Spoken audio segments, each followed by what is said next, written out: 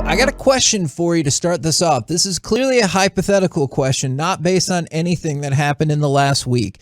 Did you ever say something to the media that you didn't think was a big deal, but then the media made it a way bigger deal than it should have been, and so you had to talk about it more than you thought you should have had to? Maybe.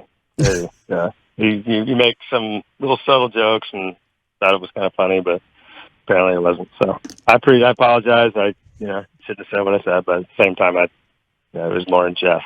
So hopefully people take it that way. Well, I'm happy that y'all got a good win at a big league park yesterday. That was nice to see the way things went.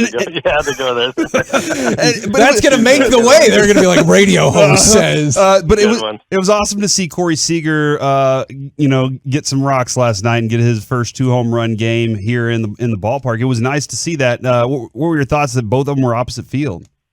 Yeah, no doubt. Well, the second one was actually pulled, but the first one was opposite field.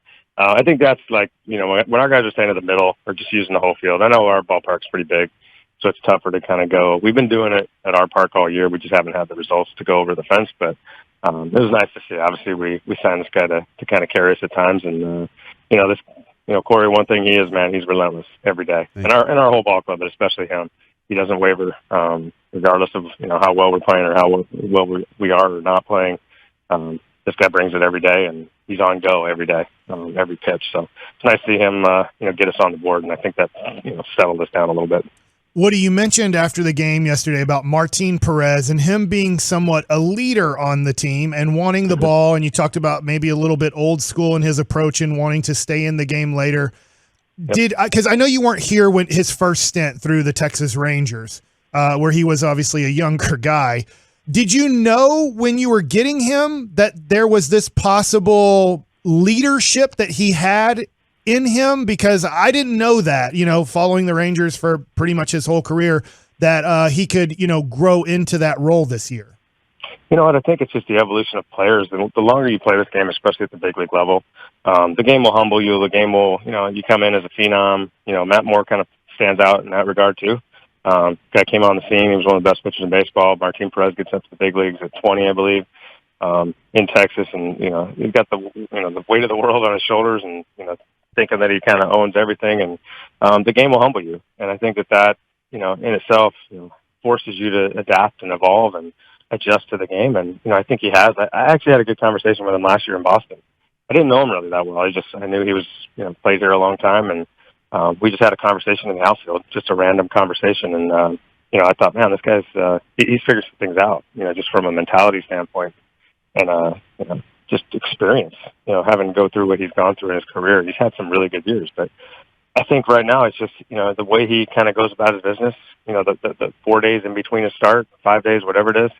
And then the way he executes and the way he competes, man, it's just, really good. And he's open to talking about some of the struggles he had as a younger player and things he had to learn and grow from. So it's a huge benefit to our younger pitchers, especially our younger starters, to kind of talk to him and just talk to him about maybe avoiding some of the pitfalls he had, and speeding their development process up a little bit. It's so impactful. Rangers manager Chris Woodward joining us on the K&C Masterpiece on 105.3 The Fan, as he does weekly here. I know you're worried about your team, but I was very interested last night. Matheny, like he changed everything up. Like the lineup looked the same, but everybody was in different spots in the field. What's the thinking whenever you're managing and you do something like that? Are you kind of concerned that you might shake some guys a little too much? Yeah, you always got to kind of, there is some, when things aren't going well, we kind of ran into that a little bit earlier in the year. You want there to be urgency, but you also want the guys to know, like, hey, your spot's not guaranteed. I think that's part of being a big league player, part of being, on a championship or, a contending team is, there's expectations, there's standards of performance. And, I've kind of gone through that a little bit this year, especially in the beginning. Try not to shake it up too much because consistency is the key to getting out of it. But at the same time, like, shaking it up a little bit. I moved some guys around the lineup. Guys are struggling. Hey, I had a conversation with them. Not moving you down to, as a punishment. It's more to kind of get you going, take a little heat off of you. But I think that's kind of the fine line you deal with as a manager, especially nowadays. when guys are, they read a lot of things, they see a lot of things, and it can kind of spiral on them if you don't let it get too far. So I don't know what his intention was as far as moving guys around. I thought maybe it was just from a health standpoint to get Salvi out from catching. I'm not sure, but he definitely changes around, moving guys around. How does the team, or how do y'all plan on physically and mentally recovering over the next month when you get one sweet entire day off in the span of 31 days? You know, and I like it. I love the consistency of playing every day. I feel like, looking at the schedule, and I didn't realize we were going to get rained out for 2 days in a row. But the schedule, the way it was 3 off days in a week. And then we didn't have one we guys had one in the next month. So, that's part of the schedule you have to deal with. And I think as a player, especially for our hitters, I think that consistency of knowing we're going to play every single day helps them. I don't love the off days. If you ask any hitter, they don't love 2 days in a row. Sometimes an off day kind of messes up the timing. You sit around, lay around. It's like you don't feel as good, honestly, after a day off. But I just got to make sure I'm, as a manager, mindful of, not running guys into the ground. And I think that's where the guys that are playing every single day, I got to make sure I take care of them, whether that's be a DH or just giving them an off day, which is tough because some of these guys are obviously really good players. When it comes to the hitters, how does that kind of jive as well when it comes to sitting somebody down that is in a slump? Because like you said, when you're in a slump, like you want to get right back out there. Like, how do those conversations go when you're like, well, I need to hit to get out of my slump, and you're like, but you need to sit down today? Yeah, but I think it's more like, I gave Lowe a day off the other day in New York, and that was more to kind of just, give him a breather, first of all. Just give him a little bit of a breather, and then also, have him work on some things. I think that helps sometimes when you have a day where you're not going to start, and your cage session is a little less stressful because you don't have to stress so much about the game, and you can really dial in and focus on what you need to work on. If there's some tweaks. Now, if it's just, hey, we just got to ride this out, I'll just keep playing them. If I feel like their swing's in a good spot, you just got to, couple subtle adjustments, but nothing major. But when, in Lowe's case, I felt like there were some things he needed to work on with the hitting guys, and it just gave him a little bit of a stress-free environment in that cage session to get it done. Heim has been unbelievable hitting this year, and I know that he's, filled in somewhat in a backup role. I know you're playing him quite a bit, and he's going to play quite a bit now that Garver is out for you for a little bit of time. Could you see, I know this can get dangerous at times, but could you see when Garver comes back that you're using Heim and Garver every day in your lineup? Yeah, it's something we've done a lot because, obviously I love Garver's bat. And I know he hasn't, killed it offensively, but we know he can. And we obviously got this guy for that reason. So, I'm not afraid to DH Garver while catching Heim. So, it was kind of flipping a little bit there at the end because Heim was swinging the bat so well. I just could not sleep at night if I didn't put Heim in the lineup just because of the bat quality he was having. He was obviously getting a lot of hits and being very productive, but it's just the quality of every at-bat. It's just so dependable right now. So today I have him off, and it's really hard for me to sit and look at the lineup and go, I don't know why I don't have Heim in there. But he also would be 3 in a row, 4 in a row today.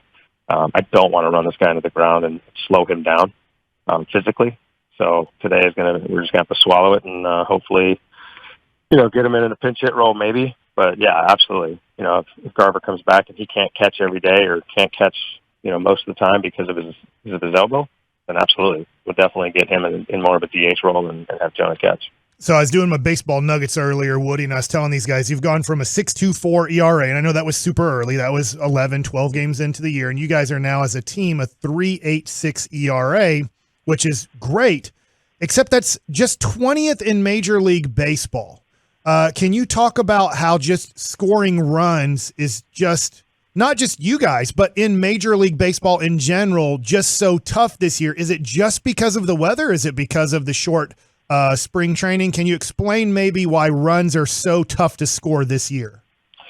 There's obviously a lot of thoughts on that. I feel like, I'm not saying the ball is something different, but the balls aren't carrying as far. So, listen, if balls don't get out of the ballpark, and that's been a huge factor in the last couple of years, it's just been everybody's trying to hit home runs, and people are paying people to do that. I think it actually, we had a good conversation with our hitters yesterday just to, I hate to use the word small ball nowadays is a little bit different than it used to be. But we can beat shifts, we can hit behind. there's certain ways we can stay inside the baseball, take what the defense gives us a little bit.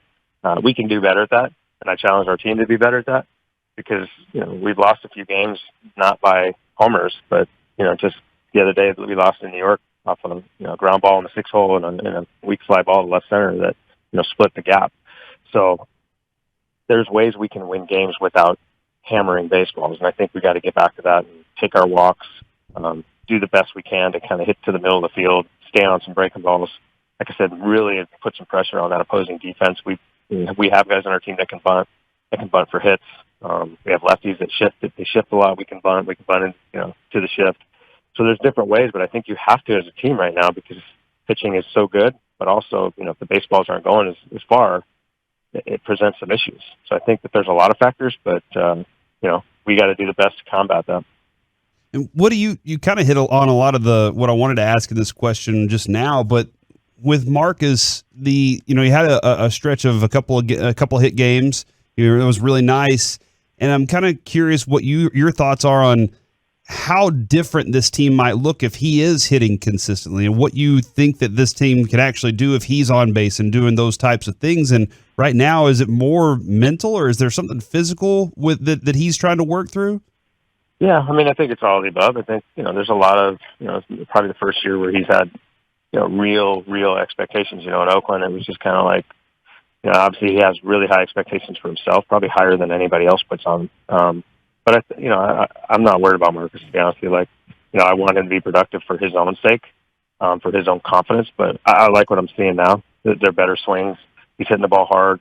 He's been unlucky, honestly, lately. Early on, he just wasn't hitting the ball very good, but now lately he's been hitting the ball hard.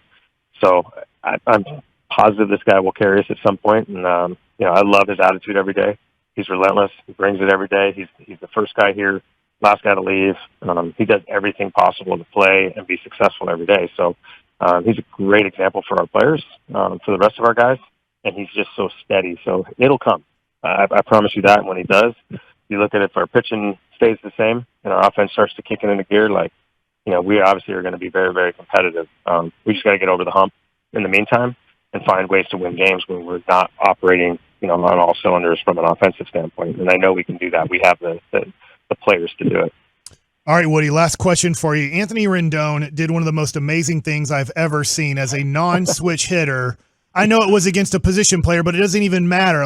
To hit a ball almost, 380 feet or so from the opposite side without even being a switch hitter, that was pretty amazing. I'm wondering, out of all your guys on your team, or maybe guys that you played with back when you played or other guys you coached, who would be the guy that that's not a switch hitter at all, but if they stepped up in the other side of the box, that they would have a chance to drive a ball out of the ballpark? I think you'd be surprised. It's hard to come. I know there's some guys, I'm drawing blanks on names, but I know there's guys that will really surprise you. Like most guys, whether it's in their backyard or they're playing wiffle ball, I always had a better left-handed swing at wiffle ball because the bat was lighter. I couldn't do it right-handed for some reason. Put a real bat in my hand, I'd hit better right-handed. But you'd be surprised. You'd be surprised at how good some guys can actually hit from the other side. And some guys train it. Some guys actually go in and train it because of the physical, it actually helps to train both sides from a movement standpoint. So you'd be shocked if you just walked into a cage and watched guys actually hit from the left side or the right side, depending on which side they hit from. But that was pretty fascinating to watch. And I've actually seen Rendon, take early BP, and I've seen him hit left-handed a few times. I'm like, you can hit left-handed. And I wasn't that shocked when I saw it.